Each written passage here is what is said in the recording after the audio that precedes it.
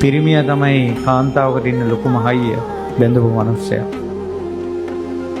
ඉතින් ඒ නිසා ස්වාමියාට ගරු කිරීම කියන එක බිරිඳ තුල නැත්තම් ඒක අකෘතඥ බව.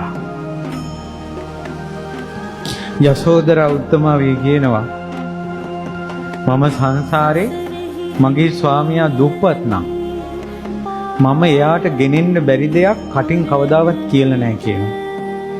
මම හිතුවා කියනවා ඒක මං ස්වාමියාට කරන මිත්‍ර ද්‍රෝහිකමක් කියලා. ස්වාමියාට කරන්න බැරි දෙයක්, ගෙනෙන්න බැරි දෙයක් කවදාවත් මම කියලා නැහැ කියනවා සංසාරේම.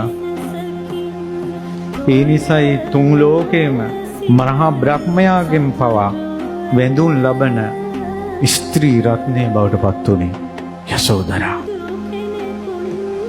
කෘතඥ බව. ඒ නිසා එකිනෙකාට කෙලෙහි ගුණ දක්වන්න.